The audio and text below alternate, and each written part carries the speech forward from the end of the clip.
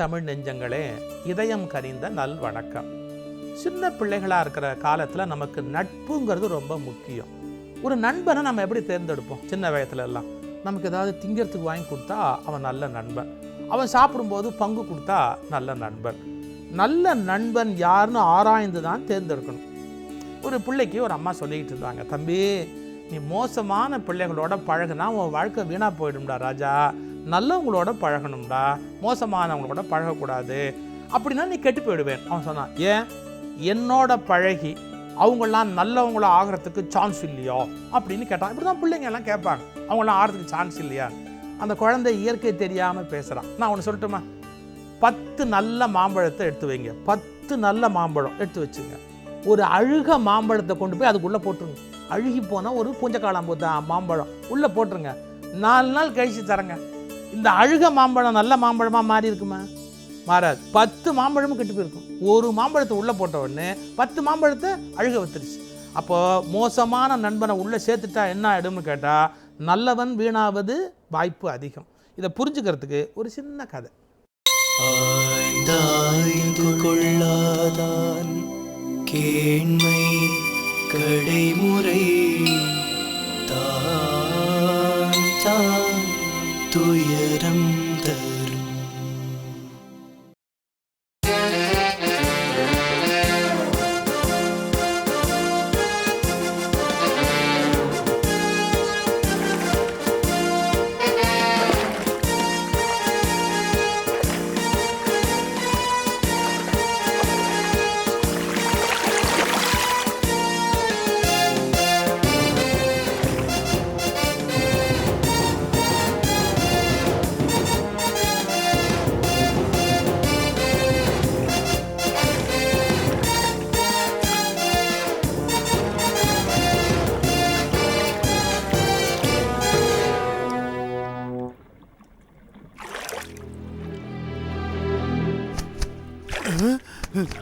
ஆபத்து ஆபத்து, எல்லாரும் ஓடி போய் ஒளிஞ்சுக்கங்க. வேகமா போ வேகமா போ, சீக்கிரம் ஓடுங்க ஓடுங்க, சீக்கிரம் ஓடுங்க. இந்த வாங்கிக்க.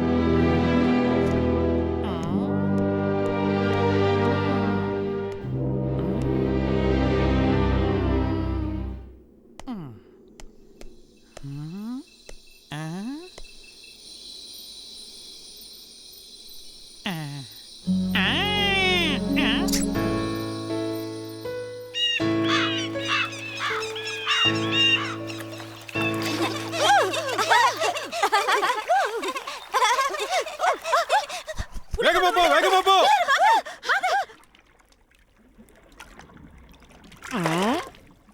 வணக்கம் நண்பர்களே.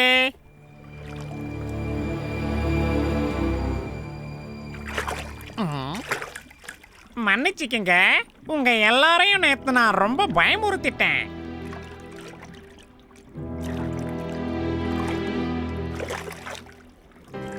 என்னையும் உங்க நண்பனா சேர்த்துக்கங்களேன்.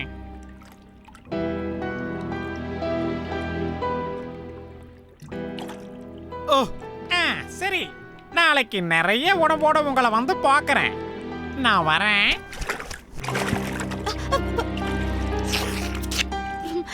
ரொம்ப நல்லா இருக்கே.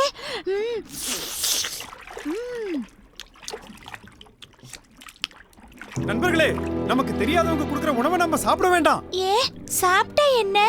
இதுல ஏதோ ஒரு சூழ்ச்சி இருக்குன்னு நான் நினைக்கிறேன். ஏன் நட்போடு தந்ததை நீங்க தப்பா நினைக்கிறீங்க? உங்களுக்கு விருப்பம் இல்லைன்னா நீங்க ஒதுங்கிக்கலாமே. தீந்து போயிட. நண்பர்களே, நான் சொல்றத கொஞ்சம் கேளுங்க. நில்லுங்க.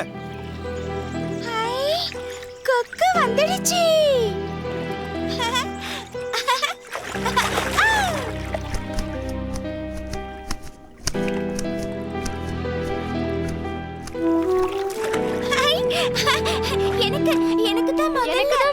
அது தான் முதல்ல அது. வணக்கம் நண்பர்களே, இந்தாங்க சாப்பிடுங்க. ஆ.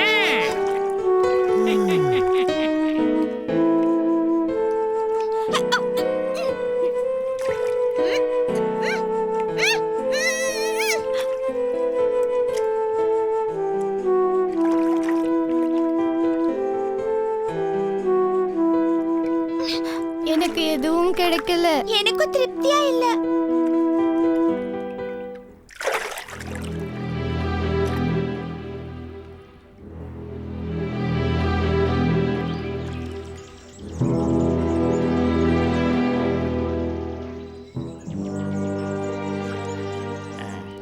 நண்பர்களே, எனக்கு ஒரு யோசனை. பக்கத்துல ஒரு பெரிய குளம் இருக்குது. அங்கிருந்து தான் இந்த சாப்பாடெல்லாம் நான் எடுத்துட்டு வர்றேன். நீங்க சரின்னு சொன்னா உங்களை அந்த குளத்துக்கு கூட்டிட்டு போறேன். பிடிச்ச உணவை சாப்பிட்டுட்டு சந்தோஷமா வாழலாம். இதுவும் நல்ல யோசனை தான். நிறைய உணவு கிடைக்குதே. ஆமா ஆமா. என்ன சொல்றீங்க? சரி நாங்க வரோம். சரி நண்பர்களே, நான் ஒவ்வொரு முறை வரும்போதும் ஒரு சிலரை கூட்டிட்டு போவேன். இன்னைக்கு என் கூட யார் வர போறீங்க? நான் வரேன். மேலே ஏறிக்கங்க.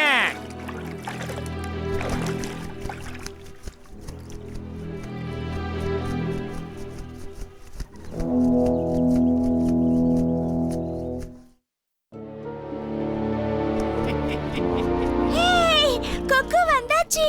நண்பன் வந்தாச்சு. ஓ ஓ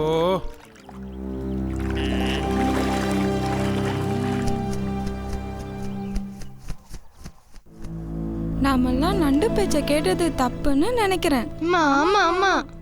ச்சே, நல்ல சாப்பாடை நம்மலாம் தவற விட்டுட்டோம். நம்ம நண்பன் வரும்போது நாமளும் அவர் கூடவே போயிடலாமா? சரி சரி. ஆமா ஆமா, நம்மலாம் போயிடலாம்.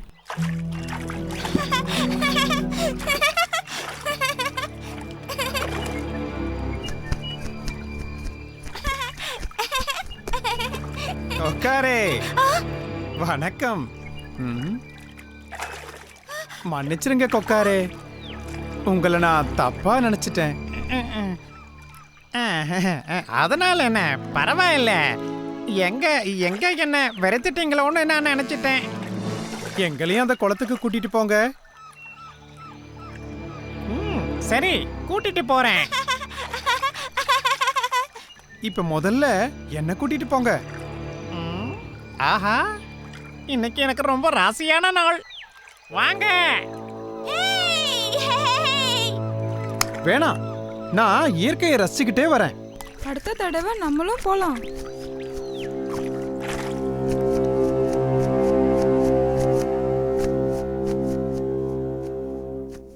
கொக்காரே, நாம இன்னும் எவ்வளவு தூரம் போகணும்? இதோ வந்துட்டோம். நான் சொல்றப்போ நீங்க கீழே குதிச்சிடணும். குளத்துக்கு நேரா போயிடுவீங்க. சரி, அப்படியே செய்யறேன்.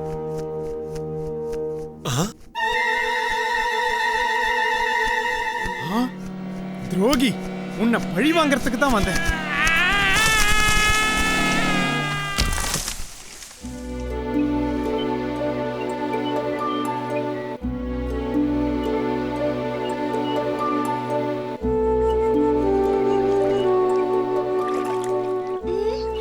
என்ன இது? இன்னும் கொக்க காணோம். கொக்கு இன்னும் காணுமே, என்ன ஆச்சுன்னு தெரியலையே. அதோ அங்க பாருங்க. நம்ம நண்பர்களை பாத்தீங்களா?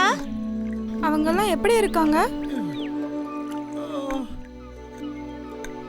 கொக்கு இன்னும் வரலையே, என்ன ஆச்சுன்னு சொல்லுங்க. என் பேச்ச கேட்காம போன நம்ம நண்பர்களை அந்த கொக்கு கொன்னு தின்னுடுச்சு. எங்களை எல்லாம் கொஞ்சம் மன்னிச்சிடுங்க நண்பரே. மன்னிச்சிடுங்க நண்பரே. இனிமேலாவது நல்லா ஆராயாம யார்கிட்டயும் பழகாதீங்க. வாங்க வாங்க நண்பரே, பார்த்து வாங்க. பத்திரம் வாங்க.